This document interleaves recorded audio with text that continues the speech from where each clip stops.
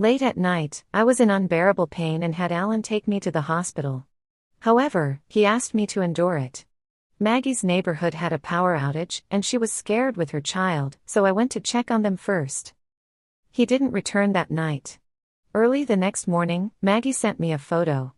In the photo, Alan was wearing an apron in the kitchen. He was holding a spatula, looking helpless. Maggie said, "Alan will definitely be a good dad in the future." I was lying in the hospital bed, having just lost my child. I said to her, "I'm sending you." Chapter 1.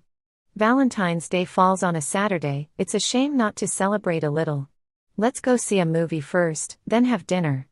What do you want to eat? How about a seafood buffet? I said excitedly. Alan looked hesitant. What's wrong? I asked. Maggie said Susie wants to go to Searsville tomorrow. There seems to be a themed event there, and Maggie is afraid she can't watch the child alone. Can't she ask her parents for help? Or her friends? Does it have to be you? I held back a sigh of frustration, needing to vent. Alan sighed. Her parents are not that young anymore, where would they find the energy? And tomorrow is Valentine's Day, and it's Saturday, friends also have their own plans. You also know it's Valentine's Day? Everyone's busy, except you? Alan furrowed his brows, raising his voice. What's the point of arguing about these things with a child? Does she understand Valentine's Day? I turned cold, about to leave. Alan panicked. He grabbed me. "Vicky, can you not be mad at me? I have no choice, you know," Maggie asked me, "and I can't refuse." I felt exhausted. When will this end? Alan said, "When Susie grows up and Maggie adapts, it will be fine." He said it without conviction. I didn't know where to start questioning, so I had to compromise once again. Never mind, let it go. Chapter 2. On Valentine's Day, my husband went to celebrate with someone else. I couldn't be angry or resentful, I had to smile and send them off. They had a great time, enjoying the seafood buffet I wanted. Meanwhile, I was stuck at home eating instant noodles. This made me furious. So I decisively ordered the bag I had been eyeing for a long time but couldn't bring myself to buy, using Alan's card. Not long after, Alan's call came. He chuckled, not angry anymore. I stiffly replied, I wasn't angry to begin with. Yeah, our little sweetheart is very forgiving. What did you have for lunch? I glanced at the instant noodles, about to answer. Maggie's voice came through on the other end of the phone. Alan, I'm exhausted, can you hold Susie for me? Little chubby, have you gained weight again? Humph, I hate mom. Daddy hug. The word daddy made my head buzz. Alan. Vicky, I'll hang up first, we'll talk when I get back. The call ended, and my heart twisted into a pretzel. Without much thought, I called back immediately. No answer. Hung up and dialed again, still no answer. It wasn't until the fourth call that Maggie picked up. Vicky? What's up? Where's Alan? Let him answer the phone. As if she hadn't sensed the coldness in my voice, she continued gently, Alan is taking Susie on the cable car, he can't answer the phone right now. Do you need something? I'll tell him after we're done. This conversation made me feel absurdly out of place. As if she was Alan's wife, and I was just an outsider without insight. Maggie continued, Don't worry, Alan is fine, we're having a great time. I'll send you some photos later, it's a festival today, you should experience it too. Before she could finish, I hung up the phone directly. I was afraid I would curse if I didn't hang up. Chapter 3. The current Maggie makes me feel incredibly strange. But from the incident until now, it's only been a year. Times change, things change. Maggie's husband's name is John, he was Alan's childhood friend. A year ago, he passed away. It happened suddenly, without warning. That day was like any other. After work, John made plans with Alan to play basketball. Alan was thinking of bringing me some duck dishes, so he left early. But John was still in high spirits. However, just half an hour after Alan left, John had a heart attack and passed away. This plunged Alan into extreme self-blame and self-loathing. Just half a minute, if only I had fought for half a minute, he might not have died. Alan is a doctor, and he believed he could have saved John. But he happened to leave early on that day. Such agony nearly engulfed him. I couldn't bear to see it. So, when Maggie didn't know what to do about the clogged sewer, I agreed to let Alan go. It was the first time, also the third month after John's passing. Chapter 4. Maggie kept her promise. She sent me dozens of photos. There were pictures of Alan holding Susie, walking with Susie, and even Alan peeling shrimp for Susie. In the images, Alan looked gentle, his gaze towards Susie filled with indulgence and affection. One photo stood out to me, a rare one with Maggie in it. She and Alan sandwiched Susie in between them, all three wearing happy smiles. Surprisingly, it didn't seem out of place at all. They looked just like a family of three. Alan didn't return until 10 p.m. He looked exhausted, and as soon as he saw me, he said, "So tired. Susie has so much energy, I'm completely worn out, but she's still bouncing around. Don't be fooled by her being a little girl, when she gets rowdy, she's no less than anyone's son. Oh, by the way, something really interesting happened today." Excitedly, Alan recounted various moments about Susie to me, like a father eager to show off his daughter. I watched him quietly. After a long silence, Alan finally realized something was off. "What's wrong? Are you angry?" I asked him. "Don't you have anything else to tell me?" Furrowing his brows, Alan couldn't hide his impatience behind his weariness. If there were a narrator, at this moment his inner voice would probably be, "What's wrong now? What do you want to say? Just say it." My already uneasy mood added another layer of obstruction. "Alan, why does Susie call you Dad?" Annoyed, Alan rubbed his temples. She missed her dad. She asked if she could call me Dad for the day. What was I supposed to do? No explanation, no comfort, no guilt. He threw the question back at me, just like he had many times before. Alan and I parted on bad terms, and he was relegated to the guest room by me. Despite his attempts to have a proper conversation with me halfway through, I rejected him. He eventually got angry and coldly walked into the guest room. Chapter 5. When John was around, he doted on Maggie. Everyone knew he was a slave to his wife. Later, when they had a daughter, he became obsessed with pampering her. Of course, Maggie had that allure. She was pretty enough and highly educated. To be with John, she gave up a promising career and became a homemaker. John once said, "This is my way of making it up to you." And he lived up to his words. In this way, he spoiled Maggie rotten. Maggie didn't know how to pay the utilities, so Alan taught her. But she exclaimed, "It's so difficult." Helplessly, Alan replied, "I'll pay them for you from now on."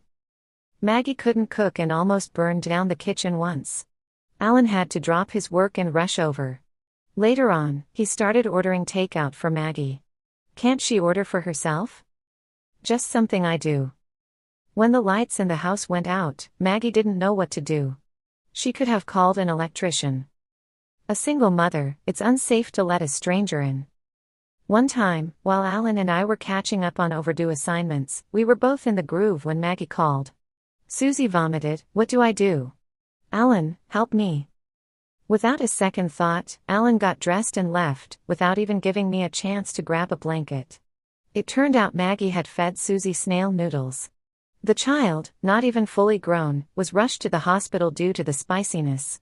Maggie couldn't handle taking the child out alone, whether for a fun outing or when the child fell ill. Alan was always at her beck and call.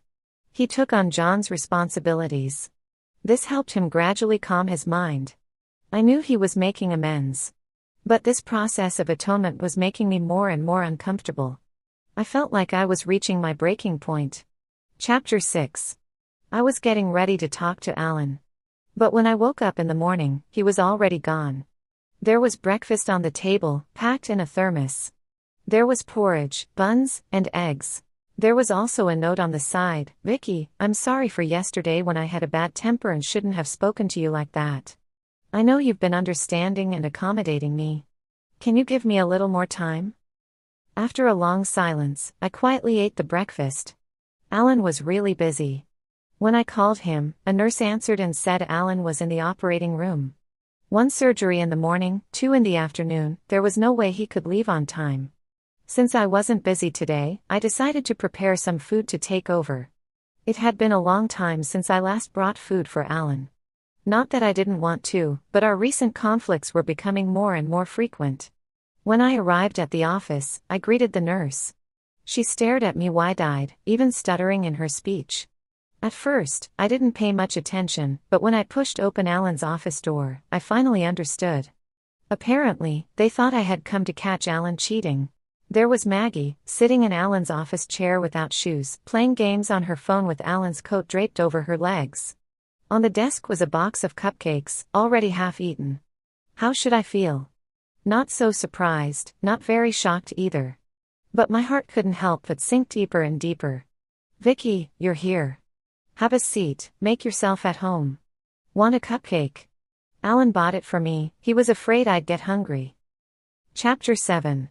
Maggie has been feeling down lately. Being alone at home can lead to overthinking. She just wanted someone to eat with her. I couldn't say no. This was the explanation I waited for an hour to hear. I was finding it harder and harder to see where Alan's boundaries lay. Today you can bring her to the office. Tomorrow are you going to take her home? The day after, should we just give her half of the bed directly? Alan frowned. What nonsense are you talking about? I sighed. Sometimes, we bring some of the troubles upon ourselves. When you asked me this morning if I could give you some time, my answer is, I can't. After saying that, I stood up to leave. Alan grabbed my hand. What do you mean? Alan, either you kick Maggie out of our lives, or I kick you out. Your choice. He glared at me, his eyes burning. Are you really going to force me like this? I gritted my teeth. Force you? You were the one who said you'd give her and the orphan 20,000, and I didn't even hesitate to agree. For the past half year, because of Maggie, I've been living in a widowed marriage. What more do you want from me? Alan, I've endured enough. It's time for you to make a choice. I don't understand. Alan growled. John is gone. I just wanted to help him. Why does it make you so unbearable? There's nothing between me and Maggie. Why are you overreacting? I looked at Alan disappointedly. I never knew he could act so clueless when he clearly understood. Let go. Alan's face turned cold, gripping my hand with more force. A wave of nausea swept over me. I said let go. In the struggle, I finally turned my head and spat out. Nervously, Alan hugged me. What's wrong? Are you feeling unwell? Breathing heavily in discomfort, I spitefully said, I'm fine, it's just your words that disgust me. Alan's hand tightened abruptly, causing my shoulders to ache. Chapter 8. Alan and I entered a cold war. But he seemed to have changed. He still left early and returned late every day. I didn't know how he was at the hospital, but at least at home, he no longer went out in the middle of the night, and there were no more incessant phone calls. Yet, I didn't feel relieved. It felt like a weight was pressing on my chest, sometimes even making it hard to breathe. I didn't know what was wrong with me. I'm not a particularly emotionally sensitive person, or else I wouldn't have kept indulging Alan time and time again. But Maggie managed to push me to this point. She really had some skills. One day, feeling restless, I lay on the bed. In a daze, the bedroom door opened, and Alan walked in. After a while, the space beside me sank, and Alan wrapped me in the blanket. I opened my eyes. He buried his face in my back. Muffled, he said, don't be mad at me, I'll change. He said he wouldn't let Maggie go to his office, he wouldn't order meals for Maggie anymore, he wouldn't go to Maggie's house alone, and if he had to, he would go with me. He promised he would remove Maggie from our lives. So, when Maggie called him again, saying the pipes at her place burst and she didn't know what to do, I went with Alan to her house. Maggie opened the door quickly, drenched all over, wearing a bright red silk camisole that was sticking to her body due to being soaked. Even the outlines were clearly visible. Before I could react, she had already hugged herself and started screaming. As if I were the opposite sex that needed to be guarded against. I turned cold, grabbed Alan, and walked away. How many times is this now? What number is this? How many times has she exposed herself in front of you? Alan fell silent. I just came to help. Why does it sound so disgusting coming from you? It turns out I was the disgusting one. Alan, let's get a divorce. What? I suddenly feel like you're a bit dirty, don't even know when you got dirty, too stubborn. Chapter 9. In the end, Alan didn't go up again, but he still contacted the property management. See, how easy was that? We returned home in silence. Alan said, Vicky, let's talk.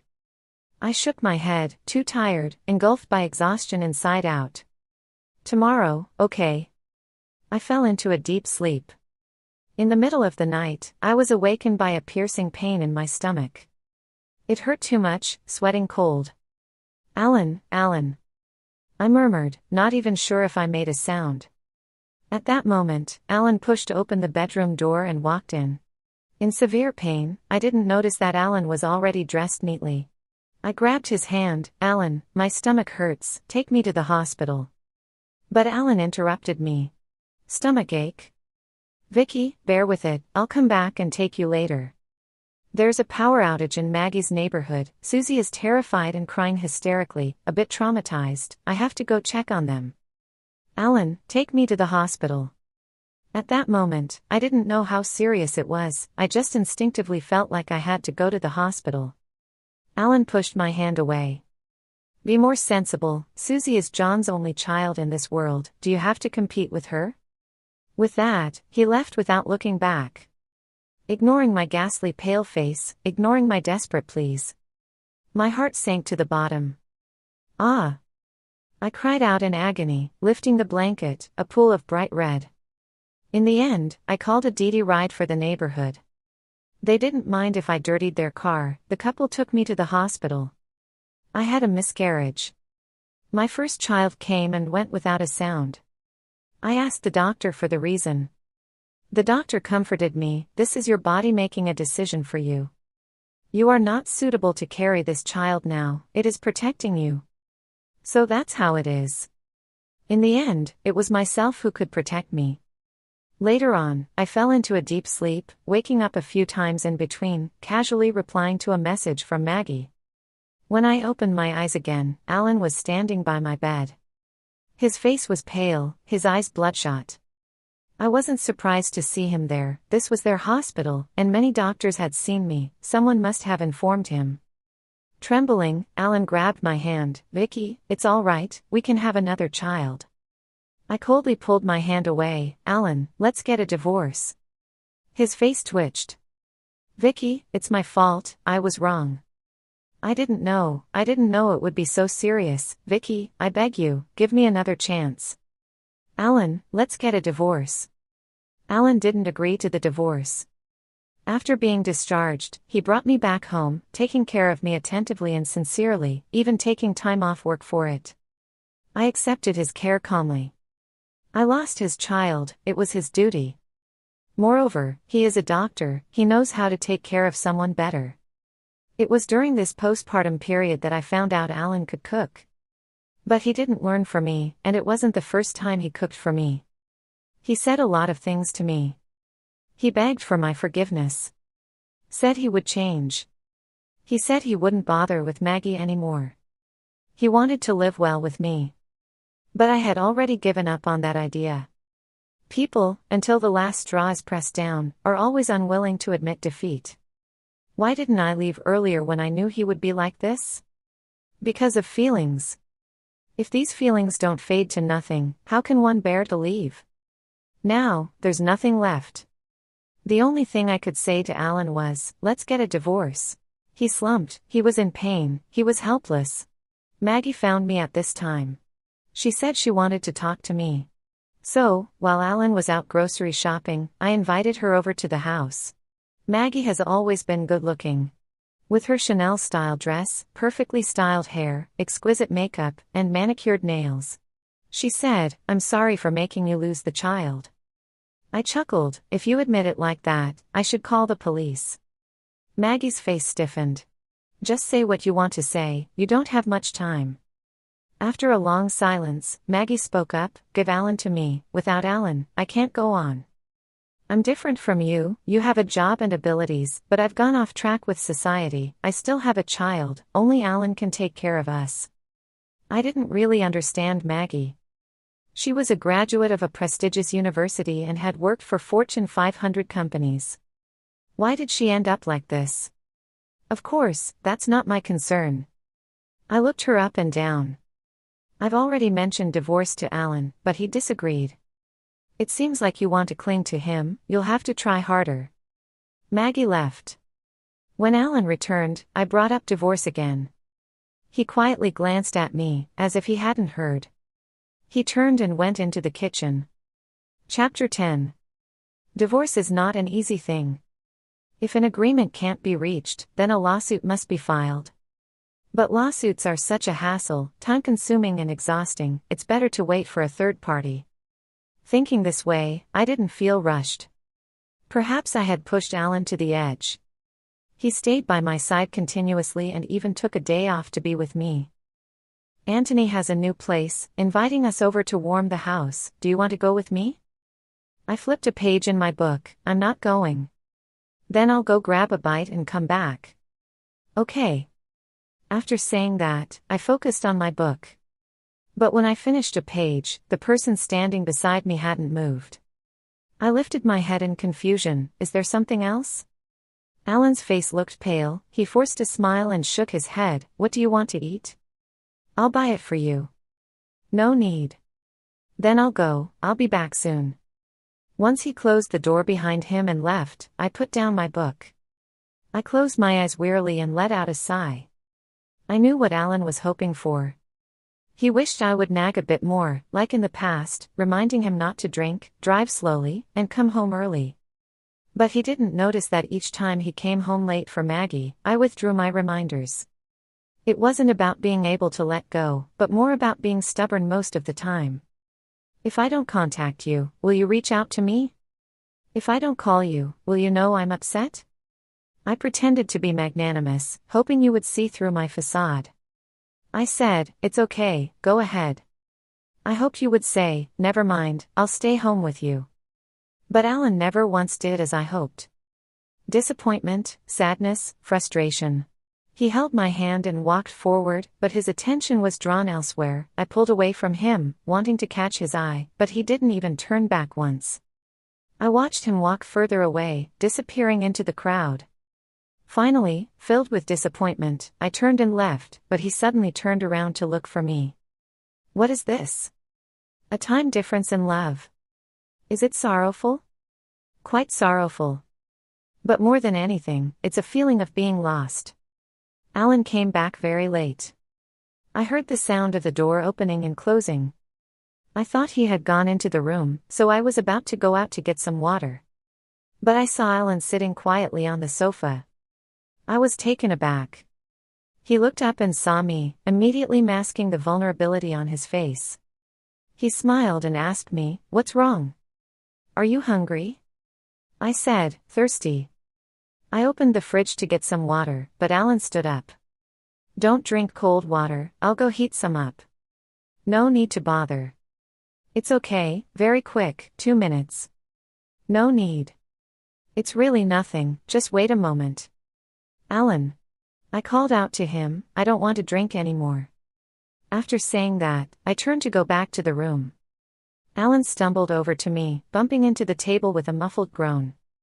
He grabbed my hand. "Vicky, I don't understand, how did we end up like this?" Alan reeked of alcohol, his voice hoarse, hands trembling. "Vicky, am I really unforgivable?"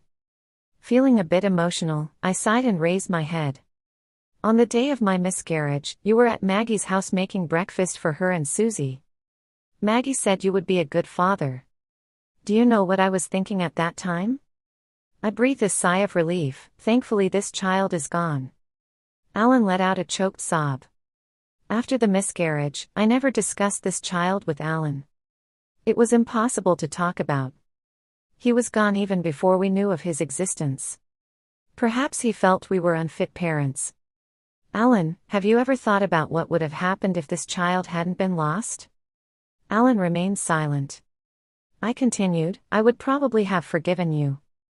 You didn't commit a fundamental mistake, you didn't actively engage with someone else, even though you felt sorry for her. Ultimately, it was just about helping others. Moreover, once we had a child, things would gradually get better. That's probably how I would try to convince myself. And then the beginning of an unfathomable abyss. No, we will overcome and get better, live happily ever after. It's all my fault, I was wrong, Vicky, it's all my fault. I've let you down, I've let the child down, it's all my fault. Alan stubbornly insisted. Alan, if our child was born, and both Maggie's child and our child fell ill at the same time, who would you take to the hospital first? I would definitely. Alan urgently tried to give me an answer. I interrupted him. You would go to take Maggie's child. Because she doesn't know anything, she wouldn't know where to register, where to get medication, she could get lost even in a hospital. Initially, you might feel guilty towards your own child, but you would think, in the end, he is your child, you have to be good to him for a lifetime. And gradually, even that initial guilt would disappear, everything would seem natural. You have a father, she doesn't have one, can't you help her? She's already pitiful enough, are you still going to compete with her?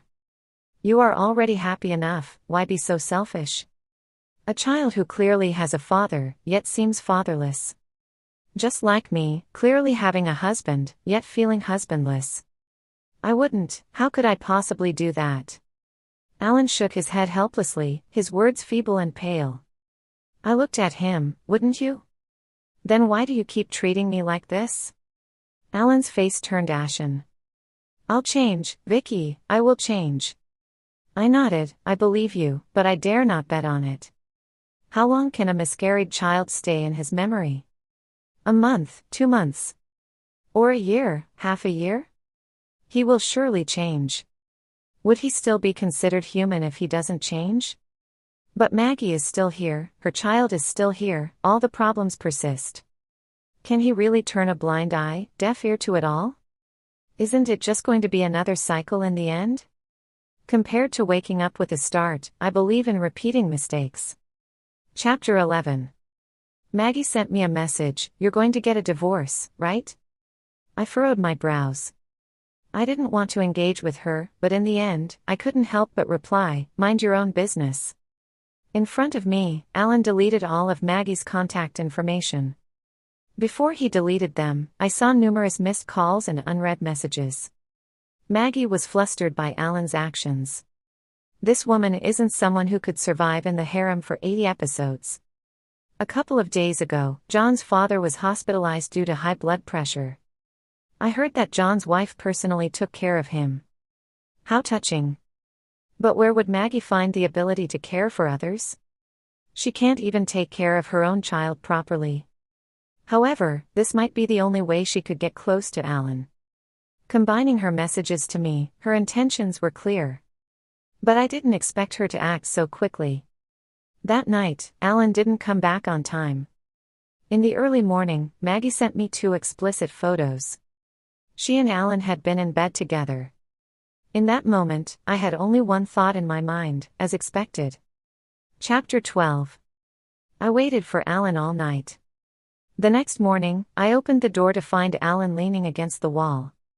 I didn't know how long he had been here. But the cigarette butts all over the floor indicated it wasn't a short time. He looked up at me and forced out an awkward smile. Vicky, are you hungry? What would you like to eat? I'll make it for you. I shook my head. You're mistaken. You should say to me, Vicky, let's get a divorce. Alan's expression faltered. You already know. I remained silent. He took a step forward suddenly, trying to grab me. I stepped back repeatedly. Stiffening in place, he weakly said, I drank too much, Vicky, I didn't mean to, I was just drunk. I was tired of his self-deception. Alan, you're a doctor. Are you going to tell me that alcohol can control others to do things they don't want to do? Is it really at that point? Alan, it's just alcohol. I don't believe in drunken mistakes, I only believe in using alcohol as an excuse for promiscuity. Alan clenched his fist. Was it intentional, right? What? Maggie showed me your chat history. You actually wanted her to do something, you were just waiting for me to make a mistake, right? Disappointment reached its peak. People can actually laugh it off. So, I was just waiting for you to make a mistake. Fortunately, I didn't forgive you. Chapter 13. Alan and I got divorced. He left with nothing, giving me the money, house, and car. In the end, he had only one request: Vicky, don't hate me. I remained noncommittal. Hate? Where did such intense emotions come from? I wrapped the car in film, changing the stable black to a flashy red, including the interior, such as the seat covers. The whole car looked rejuvenated. That day, I found Alan's fitness equipment in the cabinet. He had bought it and never used it, too busy with work at first, then with Maggie. So, I passed it on to the high school student downstairs. He was very happy, and his mother even gave me a bag of tomatoes. Alan's pillow was left behind, the latex pillow he bought, shockingly expensive but undeniably comfortable. Used items are not suitable for gifting, so I threw it in the trash. By the way, I also replaced all the bed linens. Alan liked dark colors, but I preferred lighter shades. A few clinical books of Alan's were wedged into my bookshelf. After some thought, I sent them directly to the hospital. I gathered all the gifts he had given me, put them up for sale, and they sold quite well. Slowly but surely, I removed all traces of Alan from my life. This process brought me to tears many times. After all, he was the man I went from school uniform to wedding dress with. All of this wasn't difficult. The most challenging part was actually dealing with our parents. We quietly divorced, and by the time they found out, it was too late to change anything. His mother and my mother both cried in front of me. One scolded me for being impulsive, the other scolded her son for being immature. I explained the conflicts between Alan and me to them but kept the fact that Alan and Maggie slept together hidden. This was to give each other some dignity. But Maggie didn't want this kind of dignity. She forced herself into Alan's home. She said, "Either get married, or I'll spread the news about you and Alan." Alan's parents were almost hospitalized with anger. My mom also shifted her focus, starting to scold Alan. But my life continued. I worked alone, went home alone, and enjoyed my solitude. Before long, I adapted. My mom asked me, "Are you still not going to get married?" I politely refused, "No thanks." My mom started crying again, saying Alan had ruined me. It's quite a headache. But actually, I wanted to say, I have many ways to find happiness, and marriage is actually the riskiest. This is just how I feel, not applicable to everyone. Chapter 14. Alan and Maggie got married. They only got the certificate, no ceremony. But everyone who needed to know found out. Gossip slowly started to spread. Some say Alan's initial intentions were not pure. He gave Maggie $200,000, helped her so much, actually had ill intentions towards Maggie. Maybe they weren't clean while John was still around. Gossip, it only gets dirtier, never clean. Some say Maggie is like a band-aid, once stuck, can't be thrown away. Alan got what he deserved, rushing to be a scapegoat. Now, he's reaping what he sowed. Some envy Maggie. Being pretty is good. As soon as one man dies, another one is there to take his place, and each one better than the last. For a woman to reach this point, it's worth it. Maggie is a smart person, she found a good place to settle down. This is the unanimous thought in everyone's minds. But only Maggie knows, she's not doing well, not well at all. No wedding, she endured it. After all, John had only been gone for a year, it wouldn't sound good if it got out. But what she didn't expect was for Alan to let her stay with him in the hospital dormitory. Alan left with nothing, gave Vicky the money, car, and house. Vicky is really ruthless. An infuriated Maggie went to find her. She demanded that Vicky redistribute the assets with Alan. Vicky nodded, smiling ambiguously, and said, "Are you going to give me back the $200,000 Alan gave you?" "Maggie, you're such a good person." Maggie's chest was blocked and painful. She screamed, "How can you be so shameless?" Vicky remained indifferent. "When I still considered you a person, don't act shamelessly." Maggie was a bit puzzled. Vicky had never spoken harshly to her before.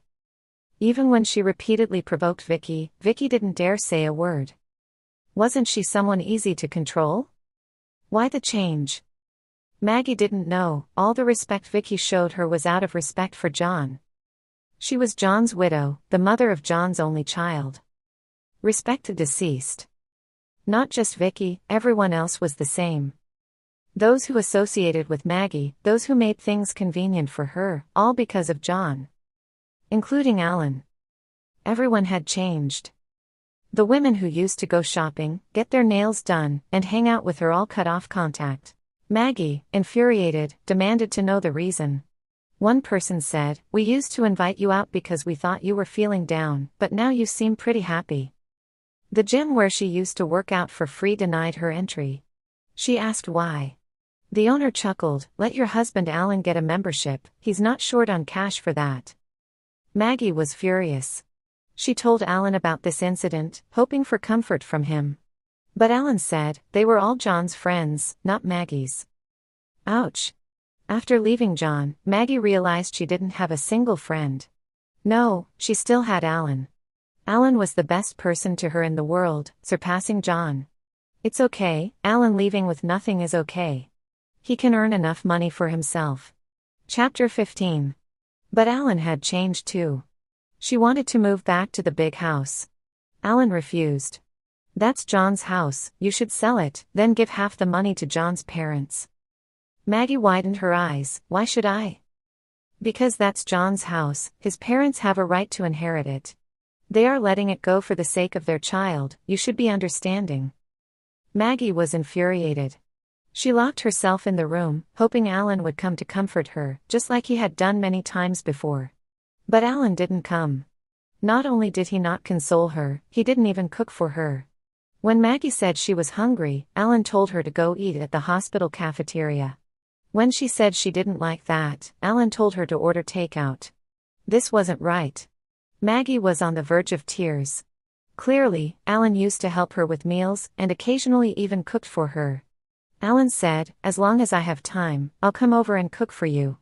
The food should still be delicious. Maggie confronted Alan. Tiredly, Alan rubbed his forehead. I was just worried back then that you might be so devastated by John's sudden departure that you'd neglect your health. Maggie had a knack for ignoring things she didn't want to hear. So she questioned Alan, so, are you not afraid of me getting upset now? Alan looked at her strangely. If you were truly upset, why were you so eager to climb into my bed? Chapter 16. The current days were clearly what Maggie had fought for, but she wasn't happy at all. Alan was always angry with her. He got mad because she hired a cleaner, got mad because she sent clothes for dry cleaning, got mad because she hired a cook, got mad because she didn't pick up Susie on time, got mad because she didn't know how to take Susie to the doctor. But clearly, Alan was in the wrong. All these were his responsibilities. He was the one who should take care of himself and Susie. Now that he had backed out, was it wrong for her to hire help? Did he expect her to do it all? She wouldn't. Maggie decided to teach Alan a lesson. She joined a tour group and went on an impromptu trip. She had a great time. Until one day, her card was declined. Maggie was shocked. She called Alan, asking him to send her money. Alan coldly replied, "There's none left." "What do you mean, there's none left?" "It just means there's no money." Maggie didn't believe it and rushed back that night. She questioned Alan, "Are you really not giving me any money to use now? Alan, how could you do this?" Alan remained expressionless, saying, "I have no money." "I don't believe you." Alan sneered, "I'm just a doctor, a regular doctor. Why do you think I'm rich?" "But you clearly used to." Alan interrupted her, "Because back then there was Vicky, she could help me bear the burden. What can you do? You're useless." Maggie had never been spoken to like this before. She screamed in anger, "I want a divorce." But Alan directly pulled out the divorce agreement, saying, "Sign it." Chapter 17. Maggie was just trying to scare Alan. How could she really divorce him? Who would she go to if she left Alan? She just wanted Alan to give her money to use. But faced with Alan's resolute attitude, Maggie got scared. She could only grit her teeth and not say anything. When she was pushed to the edge, she started crying. Alan used to be most afraid of her tears. Now he was expressionless, even with a hint of scrutiny. Later, he murmured, "I was always against it back then, did she feel the same way?" Maggie didn't know what he was talking about, nor did she want to know. She was extremely sad. She felt like she had made a huge mistake. Turns out, Alan was just like this. She messaged Vicky. She wanted to tell Vicky that she was wrong, that she shouldn't have trusted men so easily, especially not Alan. She wanted to say that Alan was a big liar, saying all those nice things before marriage, but changing after. She wanted to say she would find someone better than Alan, at least someone who wouldn't even deny her money. She thought Vicky would understand her. After editing and revising, Maggie finally sent a message saying, "Vicky, I'm returning Alan to you." She thought this sentence would open up the conversation well. She waited for Vicky to ask for the reasons, and then she could tell Vicky everything that had happened. Maybe Vicky would comfort her. After all, the one who had been wrong all along was Alan. But when the message was sent, a bright exclamation mark appeared before her. "Vicky has enabled friend verification, and you are not their friend yet. Please send a friend verification request first. After the verification is passed, then you can chat." Maggie stared at her phone for a long time. She raised her head blankly, feeling like she had been slapped for the first time. Chapter 18. Alan and Maggie's marriage only lasted half a year. Later, she found a wealthy second-generation individual. So she hastily divorced Alan and ran off with someone else. She didn't even want the child. But Maggie didn't know that so-called wealthy second generation was a fake, brought in by Alan to deceive her. The purpose was to make her agree to the divorce. By the time she realized, it was already too late. Alan sent Susie back to John's parents' house. Because of his affair with Maggie, he had already fallen out with John's parents. Not only John's parents, but also others. It's not an exaggeration to say that they were estranged from everyone. So it wasn't surprising when Alan was eventually kicked out. Luckily, they left behind the child. That child, Alan couldn't take good care of. He didn't even know if he should take care of the child. His original intention was simply to make amends. Alan smoked one cigarette after another. He kept reminiscing about every little detail of his time with Maggie. He wanted to understand where things went wrong. Was it the first time he went to Maggie's house at night? Or the first time he cooked for Maggie? Or was it the first time he neglected Vicky because of Maggie? Even worse, he was wrong from the start when he offered $200,000. One wrong step leads to more mistakes. Regret, it's too late.